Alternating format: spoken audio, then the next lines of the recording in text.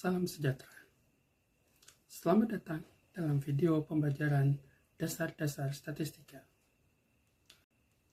Pada pertemuan kali ini, kita akan membahas terkait pengertian statistika, fungsi statistika, dan peranannya dalam penelitian. Pernahkah Anda membaca hasil survei, tingkat kemiskinan, atau hasil pemilu? Atau pernahkah Anda melihat grafik seperti ini? Atau seperti ini? Atau seperti ini? Bagaimana cara mempresentasikan angka-angka tersebut? Atau bagaimanakah angka-angka tersebut diperoleh? Ya, jawabannya adalah melalui statistika. Sekali lagi, selamat datang pada mata kuliah dasar-dasar statistika. Dalam kehidupan sehari-hari, kita sering dihadapkan pada berbagai keputusan.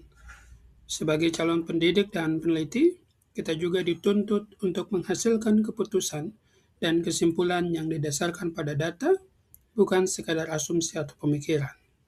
Melalui pembelajaran ini, saudara diharapkan mampu menganalisis peran statistika dalam pengambilan keputusan berbasis data, menganalisis perbedaan fungsi statistik dan statistika dalam penelitian, serta mengevaluasi pentingnya statistika dalam menghasilkan kesimpulan penelitian yang valid dan objektif. Untuk mencapai tujuan tersebut, kita akan mempelajari bagaimana data dikumpulkan, dianalisis, dan digunakan dalam penelitian maupun pengambilan keputusan pendidikan. Mari kita mulai dengan memahami mengapa statistika diperlukan di dalam kehidupan sehari-hari. Bayangkan seorang guru ingin menentukan kelas mana yang memiliki hasil belajar yang lebih baik. Apakah keputusan tersebut dapat dibuat hanya berdasarkan pengamatan sekilas? Tentu tidak. Keputusan yang baik memerlukan data yang dapat dipercaya. Data tersebut kemudian dikumpulkan, diolah, dianalisis, dan diinterpretasikan sebelum digunakan sebagai dasar pengambilan keputusan. Proses inilah yang dipelajari dalam statistika. Dengan kata lain, statistika merupakan ilmu yang membantu kita mengubah data menjadi informasi yang bermakna, sehingga keputusan yang diambil menjadi lebih objektif dan dapat dipertanggungjawabkan. Jadi ketika kita berbicara tentang statistika, kita tidak hanya berbicara tentang angka dan rumus, tetapi tentang bagaimana data digunakan untuk menjawab suatu permasalahan. Namun, ketika mempelajari statistika, kita perlu memahami dua istilah yang sering dianggap sama, yaitu statistik dan statistika. Untuk membedakan statistik dan statistika, perhatikan hasil survei yang ditampilkan. Angka-angka yang muncul pada tabel maupun grafik merupakan statistik, yaitu data atau informasi numerik yang menggambarkan suatu kondisi. Namun, bagaimana data tersebut diperoleh? Bagaimana data tersebut diolah? Bagaimana kesimpulan dibuat? Seluruh proses tersebut merupakan bagian dari statistika, dimulai dari pengumpulan data, pengolahan data, analisis data, sementara informasi keputusan merupakan hasil dari statistik. Jadi, statistik adalah hasil yang diperoleh, sedangkan statistika adalah ilmu dan metode yang digunakan untuk menghasilkan informasi tersebut. Keduanya saling berkaitan. Tanpa statistik, kita tidak dapat menghasilkan statistik yang bermakna. Statistika mempunyai peran yang sangat penting dalam berbagai bidang, termasuk pendidikan. Pertama, statistika membantu mendeskripsikan data, sehingga kondisi yang sebenarnya dapat diketahui secara lebih jelas. Kedua, statistika dapat membantu mengidentifikasi pola dan kecenderungan yang mungkin tidak terlihat secara langsung. Yang ketiga, statistika membantu menganalisis permasalahan dan menemukan faktor-faktor yang mempengaruhi suatu kondisi. Keempat, statistika menyediakan dasar yang objektif untuk pengambilan keputusan. Dan kelima, statistika membantu mengevaluasi efektivitas suatu program atau kebijakan. Dengan kata lain, statistika menjadi jembatan antara data dan keputusan. Lalu, bagaimana fungsi-fungsi tersebut diterapkan dalam dunia pendidikan, khususnya pendidikan anak usia dini? Sebagai contoh, dalam pendidikan anak usia dini, guru secara rutin mengumpulkan data perkembangan anak melalui observasi, penilaian, maupun dokumentasi hasil belajar. Data tersebut kemudian diolah dan dianalisis untuk mengetahui capaian perkembangan anak. Jadi melalui analisis tersebut, guru dapat mengidentifikasi aspek perkembangan yang memerlukan perhatian lebih lanjut dan merancang kegiatan pembelajaran yang sesuai dengan kebutuhan peserta didik. Artinya, keputusan pembelajaran yang diambil guru seharusnya didasarkan pada data yang diperoleh secara sistematis, bukan hanya berdasarkan perkiraan dari guru tersebut. Prinsip yang sama berlaku juga dalam penelitian. Jadi, data tidak hanya dikumpulkan, tetapi harus dianalisis secara tepat agar menghasilkan kesimpulan yang dapat dipercaya. Dalam penelitian,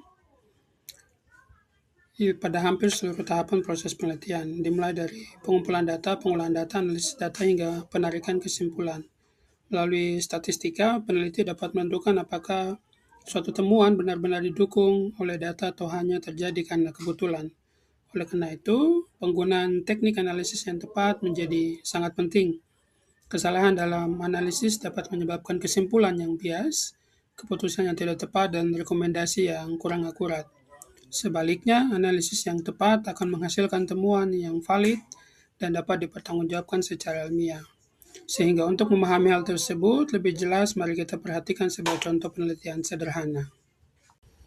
Sebagai contoh, pada kelompok eksperimen memperoleh rata-rata skor yang lebih tinggi dibandingkan kelompok kontrol dalam suatu penelitian. Sekilas kita mungkin melihat langsung dan menyimpulkan bahwa media pembelajaran yang digunakan itu sangat efektif.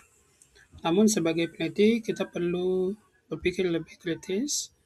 Apakah perbedaan tersebut benar-benar disebabkan oleh media pembelajaran, ataukah ada faktor lain yang turut mempengaruhi, seperti kemampuan awal anak, kompetensi guru, lingkungan belajar, atau dukungan orang tua? Disinilah statistik memainkan peran penting. Statistika membantu kita mengevaluasi apakah perbedaan yang ditemukan benar-benar signifikan atau hanya terjadi secara kebetulan.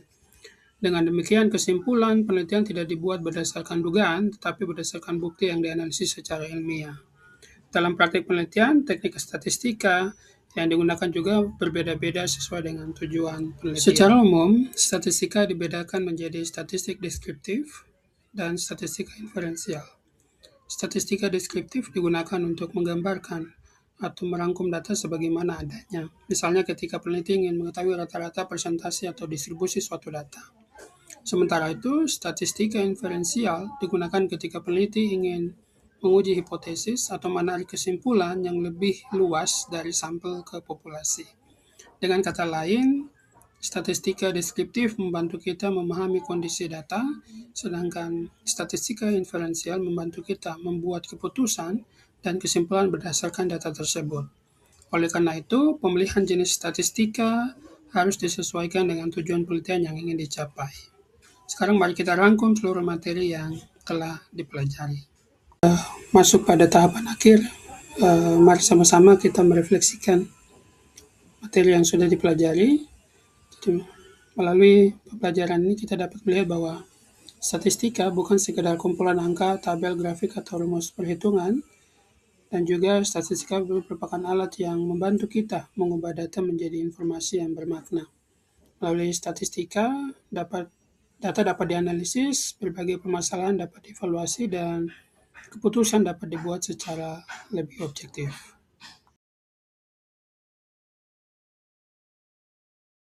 Sebagai tindak lanjut pembelajaran, silakan Anda mengerjakan lembar kerja mahasiswa yang telah dibagikan. Pada tugas tersebut, saudara diminta menganalisis suatu informasi berbasis data yang ditemukan pada media massa atau laporan penelitian sederhana. Silakan Anda identifikasi data yang disajikan, analisis bagaimana data tersebut digunakan untuk mendukung suatu kesimpulan, kemudian evaluasi pentingnya statistika dalam menghasilkan informasi yang valid. Hasil analisis yang saudara lakukan pada LKM akan menjadi dasar diskusi pada pertemuan berikutnya, ketika kita akan membahas konsep data, populasi, sampel, dan teknik pengambilan sampel dalam penelitian. Terima kasih telah mengikuti pembelajaran hari ini.